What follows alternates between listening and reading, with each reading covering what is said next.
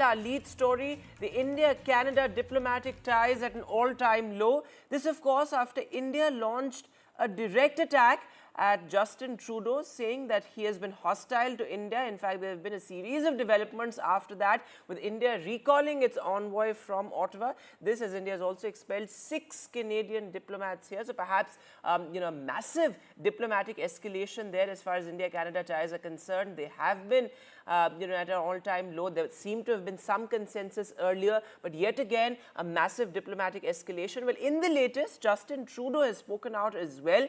And he has made some important points. Well, while he says that India's actions are unacceptable, he's also said that we respect the territorial integrity and sovereignty of India and we expect India to do the same. Now, remember, what is the sort of flashpoint here? Well, remember, Canada had said that there were several Indian diplomats who are people of interest in an ongoing investigation, with regards to the Nijjar killing. Now, India categorically rejected these allegations and decided to recall its envoy from Canada. Let me go across straight to my colleague Maha Siddiqui, joining us from Canada, in fact. So, Maha, where does it go from here? Because it seems like the diplomatic ties have hit an all-time low. There seems to be no common ground at all. There has been sort of both sides recalling their envoys, and Justin Trudeau, in fact, has now doubled down on his allegations against India, but still no proof has been put out in the public domain, something that has been, something that India has reiterated time and again. So the Canadian side says, and the RCMP, that is the Royal Canadian Mounted Police, that is carrying out an investigation in the Hardeep Singh Nijjar killing that happened in Surrey in British Columbia in Canada.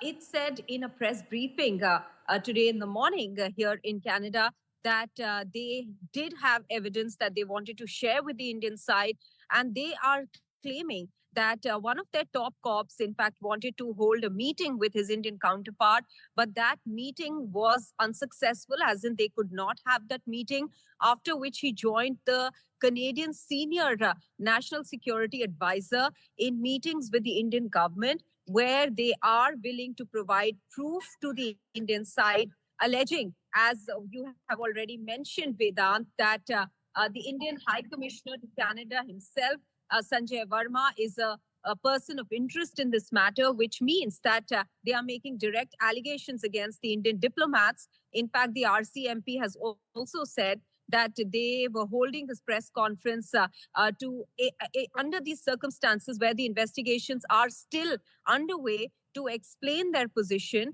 saying that and alleging rather that the Indian diplomats had leveraged their position, their official position, to in fact indulge in what they call activities that are malign in nature.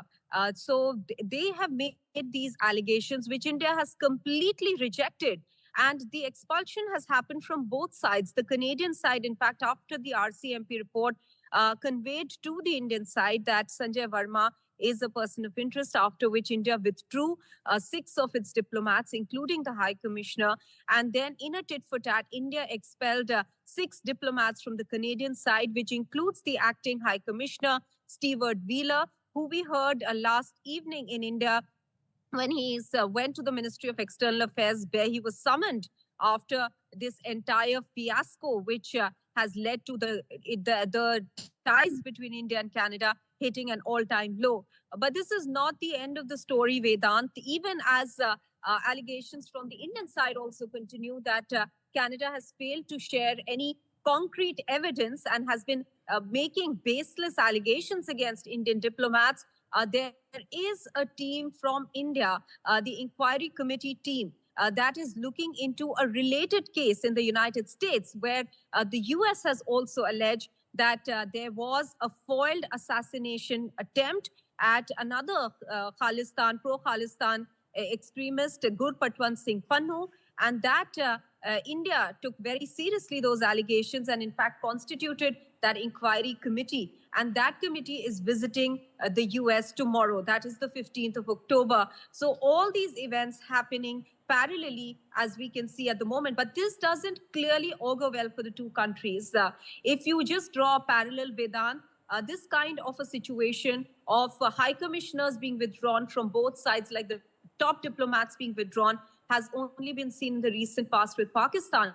when both sides conducted in the worst situation between the two, diplomatic ties between the two sides, they withdrew their high commissioner. So India-Canada ties have actually plummeted to an all-time low at the moment, with the top diplomats being recalled.